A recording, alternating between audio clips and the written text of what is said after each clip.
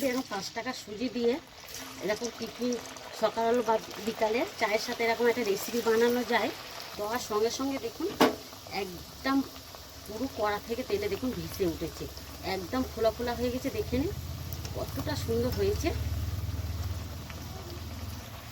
আর দেখুন কতটা মুচমুচে হয়েছে, দেখেছেন? আর শুনে আপনারা বুঝতে পারছেন। আর কতটা খাস্তা দেখে নিন। মাত্র দেখুন চায়ের সাথে সকালে বা বিকালে এরকম দেখুন, শুধুমাত্র সুজি ও একটা আলু সিদ্ধ দিয়ে আপনারা 5 টাকা সুজি দিয়ে এরকম খুব সহজে এই রেসিপিটা বানিয়ে নিতে পারেন। দেখেছেন? দেখুন হাতের সাথে যে একটু কড়া করে ভাজলে দেখুন একদম হাতের সাথে গুঁড়ো হয়ে যাচ্ছে। চলুন রেসিপিটা শুরু করি, কিভাবে বানিয়েছে আপনারা দেখতে থাকুন। বন্ধুরা, আজ আমি চলে এসেছি বিকেলবেলা চায়ের সাথে একটা 5 টিফিন রেসিপি নিয়ে। বন্ধুরা, আজ আমি চলে এসেছি বিকেলবেলা মাত্র 5 টাকা সুজি দিয়ে আজকে আমি একটা দুর্দান্ত স্বাদের বিকেলবেলা চায়ের সাথে টিফিন রেসিপি নিই। তার জন্য দেখুন এখানে আমি গ্যাস জ্বালিয়ে একটা ফ্রাই প্যান বসিয়ে দিয়েছি। আর ওই ফ্রাই প্যানের মধ্যে দেবো আমি 1 বাটি জল। ওই জলের মধ্যে দেবো 1 চামচের মতন সাদা তেল। ওই তেলের মধ্যে দেবো 1/2 চামচ গোটা জিরা। ওর মধ্যে দেবো 1/2 চামচ চিলি ফ্লেক্স, ঝালটা আপনারা দিতে পারেন নাও পারেন।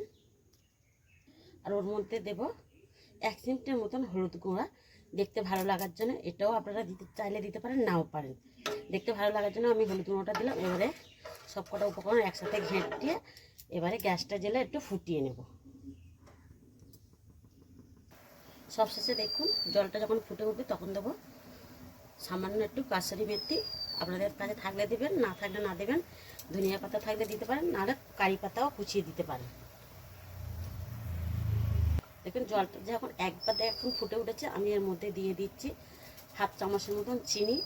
যে কোনো খাবারে মিষ্টি বলেন, নোনতা বলেন বা তরকারিতে মিষ্টি দিলে কিন্তু মানে খুব মিষ্টি নয়, পরিমাণ মতন মিষ্টি দিলে কিন্তু টেস্টটা কিন্তু টেস্টের ব্যালেন্সটা কিন্তু খুবই ভালো লাগে।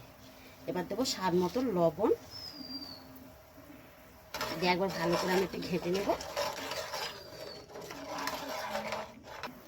এবার দেখুন সব কিছু একসাথে ভালো করে আমি ঘেঁটে নিয়েছি। এবার সব শেষে দেবো যে বাটি মাপে আমি সুজি নিয়েছি, ওই বাটির মাপে 1/2 বাটি আমি নিয়েছি সুজি, যেহেতু 5 টাকা মানে সুজি।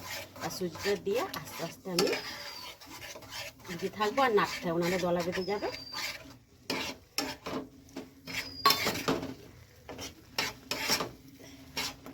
দেখুন দেওয়া হয়ে গেছে। এবার আস্তে আস্তে আমি রান্না করে নেব।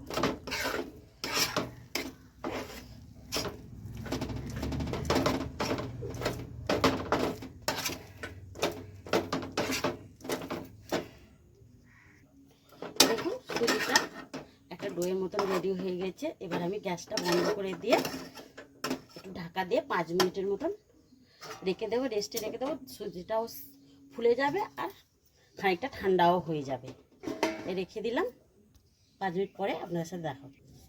দেখুন এখানে আমি 5 মিনিট পরে এসেছি, খুব একটা কিন্তু ঠান্ডা হয় না, এখনও গরম রয়েছে। এবার এদিকে দেখুন আগে থেকে আমি 2টো আলু সিদ্ধ করে নিয়েছিলাম। এবার একটা গ্রেটার সাহায্যে আমি আলুগুলো একটু গ্রেট করে নেব। নিলে কী হবে, আলুগুলো একদম মসৃণ বার হবে, ঢেবড়া ঢেবড়া থাকবে না। দেখুন আলুগুলো এদিকে আমার সম্পূর্ণ গ্রেট করা হয়ে গিয়েছে।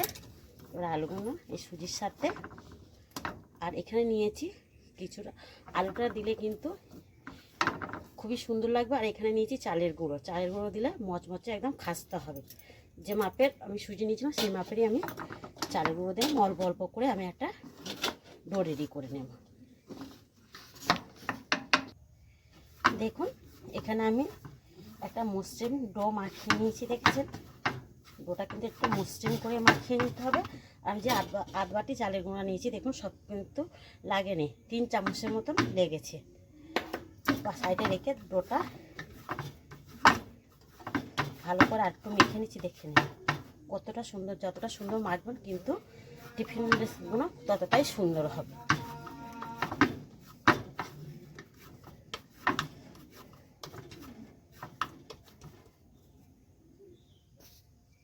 দেখুন একটু আমি লম্বা করে নিয়েছি ডোটাকে। এবার আমি 3 ভাগে ভাগ করে নেব।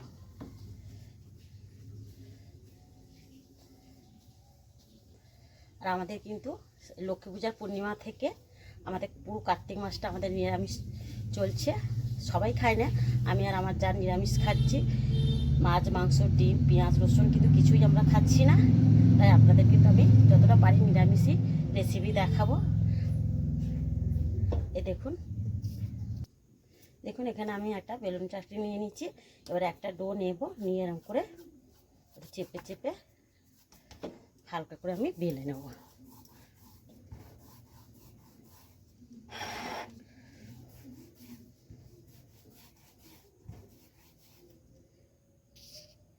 দেখুন বেলুন চাটনিটা আমি পুরোটা একদম বেলে নিয়েছি ভর্তি করে। এবার এখানে একটা দেখুন ছুরি নিয়ে নিয়েছি। এবার 4-5টা আমি সমান করে কেটে নেব।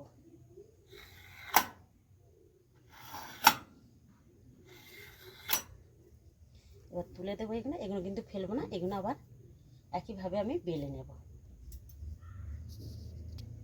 দেখুন 4 সাইডটা কাটা হয়ে গেছে। এবার আমি মধ্যখান থেকে লম্বা লম্বি 3 পিস করে নেব, আরেও আমি 3 পিস করে যা।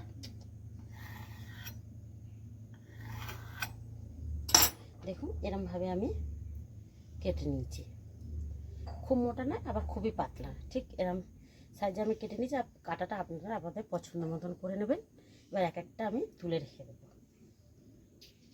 দেখুন এখানে সবগুলো টিফিন আমি কেটে নিয়েছি। এবার আগে থেকে আমি তেল কিন্তু বসিয়ে দিয়েছি, তেলটা আমার কিন্তু গরম হয়ে গেছে। এবার এই তেলের মধ্যে আমি এক এক করে ছেড়ে দেব। দেখুন দেখুন দেওয়ার সঙ্গে সঙ্গে কিন্তু কতটা ফুলে উঠেছে, দেখেছেন? দেখুন এরকম কত সুন্দর ফুলে উঠছে, দেখেছেন? খুব সহজে কিন্তু এটা মাত্র 5 মিনিটের কিন্তু এই রেসিপিটা করা যায়। আপনারা চায়ের সাথে, চা বা কফির সাথে সকালে বা বিকালে আপনারা কিন্তু বাচ্চা থেকে বড় সবাই খেতে পারবেন। আর যে কোনো কিন্তু আত্মীয় স্বজন এলে তাদের কিন্তু খুব সহজে এরকম চায়ের সাথে বানিয়ে দিতে পারবেন। এটা উল্টো পাল্টে এবার আমি লাল লাল করে ভেজে নিই। রুটি পরোটা কিছুই করতে লাগবে না, মাত্র 5 টাকা সুজি দিয়ে আপনারা কিন্তু এরকম একটা, তার সাথে একটা আলু সিদ্ধ থাকলে, আর আমি যে চালের গুঁড়ো দিয়েছি আপনারা কিন্তু চালের গুঁড়োর জায়গায় ময়দাও দিয়ে মেখে নিতে পারেন। দেখুন দেখুন আমি এদিকে কিন্তু একটু লাল করে ভেজে নিয়েছি। লাল করে একটু ভাজলে কিন্তু একটু খাস্তা মজমজে থাকবে। দেখে নিন কতটা সুন্দর হয়েছে, দেখুন আপনারা দেখেছেন একদম ফুলে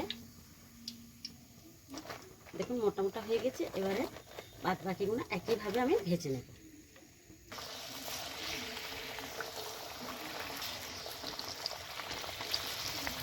দেখুন প্রতিটা টিফিন কতটা সুন্দর করে ফুলে যাচ্ছে, দেখেছেন? দেখুন দেখুন দেওয়ার সঙ্গে সঙ্গে কিন্তু একদম ডাবল হয়ে যাচ্ছে।